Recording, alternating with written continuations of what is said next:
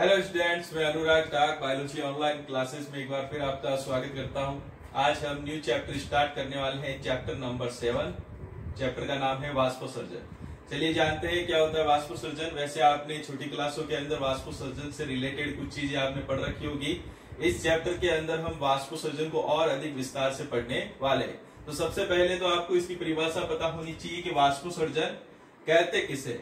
दरअसल पत्तियों के ऊपर छोटे छोटे क्या पाए जाते हैं, रंध्र पाए जाते हैं। उन रंध्रों के द्वारा जो जल वाष्प के रूप में लगातार बाहर निकलता रहता है, तो यही क्रिया क्या कहलाती है, वाष्पोसर्जन कहलाती है। यानी पादप के द्वारा जल को वाष्प के रूप में लगातार बाहर निकालने की जो क्रिया होती है, उसे ही हम किस नाम से जानते हैं, वाष्पोसर्जन के नाम से जानते हैं। वाष्पोसर्जन को और अच्छी तरीके से समझने के लिए हम सबसे पहले वाष्पोसर्जन के प्रकारों को समझ लेते हैं। सबसे पहला जो प्रकार आता है उसका नाम है रंध्रीय वाष्पोसर्जन। रंध्रीय वाष्पोसर्जन का मतलब होता है कि पत्तियों के ऊपर जो छोटे छोटे क्या पाए जाते हैं, रंध्र पाए जाते हैं।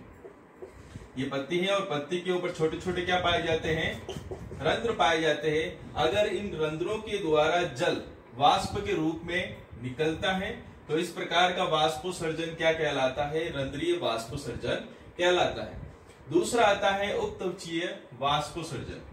उपत्वचीय वाष्पोसर्जन के अंदर जब आपने पत्ती का टीएस सेक्शन कटिंग किया होगा 11th के अंदर, तब आपने देखा होगा कि इसके बाहर का जो आवरण होता है उसे हम किस नाम से जानते हैं, बाह्य त्वचा के नाम से जानते हैं। ये बाहर का आवरण है जिसे हम किस नाम से जानते हैं, बाह्य त्वचा के नाम से जानते हैं।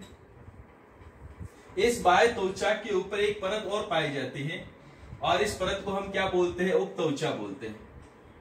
और यह उपत्वचा का प्रमुख कार्य क्या होता है कि यह इन कोशिकाओं से जो जल होता है उसको बाहर जाने से क्या करती है, रोकती है। लेकिन कई बार क्या होती है कि यह उपत्वचा कुछ स्थानों से या फिर तो बहुत अधिक पतली होती है या किसी स्थानों से टूटी हुई होती है, जिसके कारण से जो जल होता है वह उपत्वचा से होते हुए कहाँ निकल जाता है, बाहर निकल जाता है। इस प्रकार अगर उपत्वचा के द्वारा जल वाष्प के रूप में बाहर निकल रहा है, तो इस प्रकार का वाष्पोसर्जन क्या कहलाता है, उपत्वचीय वाष्पोसर्जन कहलाता है। तीसरा आता है वातरंध्रीय वाष्पोसर्जन। वातरंध्रीय वाष्पोसर्जन का मतलब होता है कि पादप के जो तने होते हैं, शाखाएं होती हैं या फिर फल होते हैं, उनके ऊपर जो छोटे छोटे छिद्र पाए जाते हैं, अगर उन छिद्रों के द्वारा वाष्पोसर्जन की क्रिया होती है, तो इस प्रकार का वाष्पोसर्जन क्या कहलाता है, वातरंध्रीय वाष्पोसर्जन कहलाता है। इस प्रकार आपके सिलेबस के अकॉर्डिंग 3 टाइप्स दे रखे हैं वाष्पोसर्जन के। नेक्स्ट टॉपिक देखते हैं। नेक्स्ट टॉपिक जो आपका आ रहा है वह है रंध्रीय वाष्पोसर्जन। क्योंकि ज्यादातर जो वाष्पोसर्जन की क्रिया होती है वह रंध्रों के द्वारा ही होती है, जो कि पत्तियों के अंदर पाए जाते हैं। तो हम जो जिसको पढ़ने जा रहे हैं वो है रंध्रीय वाष्पोसर्जन।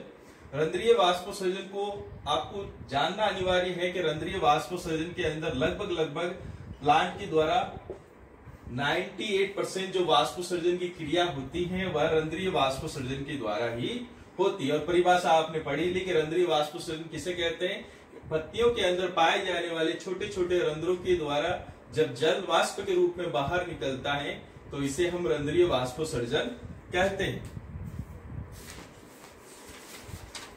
नेक्स्ट जो आपका टॉपिक है वह रंध्रों की उपस्थिति के आधार पर, रंध्रों की उपस्थिति के आधार पर पत्तियों के प्रकार। रंध्रों की उपस्थिति के आधार पर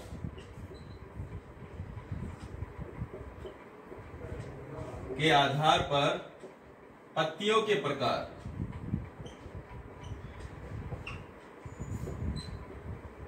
काफी इंपॉर्टेंट है, याद होना चाहिए। देखते हैं कि कौन कौन से रंध्रों की उपस्थिति के आधार पर पत्तियों के प्रकार क्रिएट हुए हैं।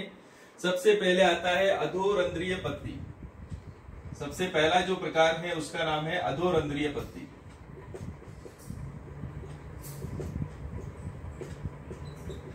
अधोरंध्रीय पत्ती। अधोरंध्रीय पत्ती के अंदर आप देखोगे कि इस प्रकार की पत्ती के अंदर आपको पता है पत्ती के 2 सिरे होते हैं। एक ऊपर की तरफ होता है, मान लीजिए पत्ती है तो पत्ती का एक ऊपर का साइड होता है, एक कौन सा साइड होता है, नीचे के साइड इसके अंदर पाया जाता है। ठीक है, 2 साइड इसके अंदर उपस्थित रहते हैं। तो अधोरंध्रीय पत्ती के अंदर इस प्रकार की पत्ती आती है जिसमें नीचे की तरफ क्या पाए जाते हैं, रंध्र पाए जाते हैं। अगर किसी पत्ती के नीचे की तरफ रंध्रों की संख्या अधिक हो या फिर केवल नीचे की तरफ ही क्या पाए जाते हैं, रंध्र पाए जाते हैं, तो इसे हम किस नाम से जानते हैं, अधोरंध्रीय पत्ती के नाम से जानते हैं। दूसरी जो पत्ती का प्रकार आ रहा है उसका नाम है अधिरंध्रीय पत्ती। अधिरंध्रीय पत्ती। अधिरंध्रीय पत्ती का मतलब होता है जैसे कि ये नीचे की तरफ पाए जा रहे थे अधो के अंदर, अधिक के अंदर पत्ती के ऊपर की तरफ क्या पाए जाते हैं, अधिक मात्रा में रंध्र पाए जाते हैं, या फिर केवल ऊपर की तरफ ही क्या पाए जाते हैं, रंध्र पाए जाते हैं। अगर केवल पत्ती के ऊपर की तरफ रंध्र उपस्थित हैं तो इसे हम अधिरंध्रीय पत्ती के नाम से जानते हैं। तीसरा जो पत्ती का प्रकार आ रहा है उसका नाम है उभयरंध्रीय पत्ती। उभयरंध्रीय पत्ती। जैसा कि इसके नाम से आपको पता चल गया होगा, उभयरंध्रीय पत्ती मतलब ऐसी पत्ती जिसके दोनों तरफ ऊपर भी और नीचे भी समान संख्या के अंदर क्या पाए जाते हैं, रंध्र पाए जाते हैं। तो इस प्रकार की जो पत्ती होती है उसे हम उभयरंध्रीय पत्ती के नाम से जानते हैं। इस प्रकार रंध्रों की उपस्थिति के आधार पर किसी के अंदर नीचे की तरफ उपस्थित है, किसी में ऊपर की तरफ उपस्थित है, किसी में दोनों तरफ उपस्थित है, तो इसी के आधार पर पत्तियों के कुछ प्रकार क्या हुए हैं, क्रिएट हुए हैं। नेक्स्ट टॉपिक के अंदर हम देखते हैं रंध्र की संरचना।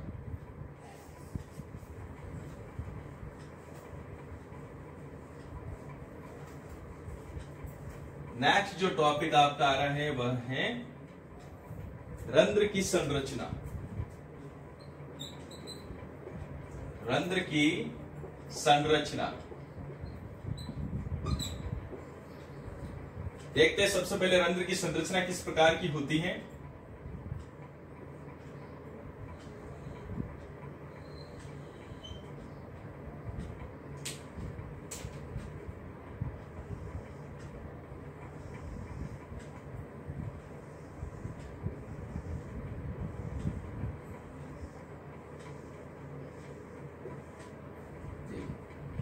जब पत्ती के ऊपर हम रंध्र को देखते हैं तो जब उसको माइक्रोस्कोप के अंदर हम देखते हैं तो आपको कुछ इस प्रकार की संरचना दिखाई देती है, जिसके अंदर ये खुला हुआ बीच का जो भाग होता है इसे हम क्या बोलते हैं, रंध्र बोलते हैं।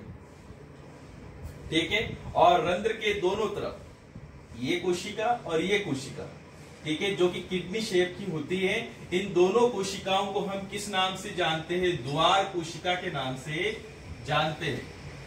इन दोनों कोशिकाओं को हम द्वार कोशिकाओं के नाम से जानते हैं। और इन द्वार कोशिकाओं के अंदर क्या उपस्थित रहता है, बड़े आकार का केंद्रक उपस्थित रहता है। इसके साथ साथ इन द्वार कोशिकाओं के अंदर क्या उपस्थित रहता है, हरित लवक पाया जाता है। हरित लवक पाया जाता है। इन द्वार कोशिकाओं के चारों तरफ, ये चारों तरफ जो कोशिकाएं आपको दिखाई दे रही हैं विशेष प्रकार की, इन विशेष प्रकार की कोशिकाओं को हम सहायक कोशिका के नाम से जानते हैं। सहायक कोशिका।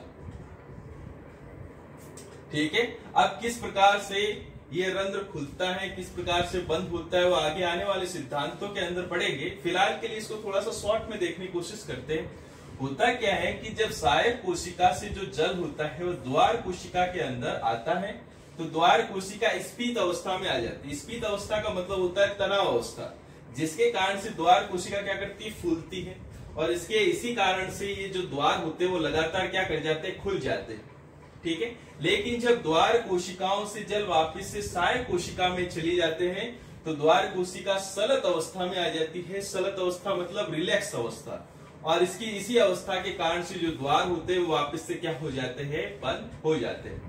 इस प्रकार रंध्र के खुलने तथा बंद होने की क्रिया क्या होती है, लगातार पादपों के अंदर देखने को मिलती है। अब किस प्रकार से रंध्र खुलते हैं, किस प्रकार से रंध्र बंद होते हैं, इसके लिए कुछ विशिष्ट प्रकार के सिद्धांत दिए गए हैं जो हम नेक्स्ट वीडियो के अंदर पढ़ने की कोशिश करेंगे। उम्मीद है आज का वीडियो आपको अच्छी तरीके से समझ में आया होगा। वीडियो से रिलेटेड किसी प्रकार की जानकारी के लिए आप व्हाट्सएप नंबर के ऊपर संपर्क कर सकते हैं। मिलते हैं नेक्स्ट वीडियो के साथ, तब तक आपका बहुत बहुत धन्यवाद।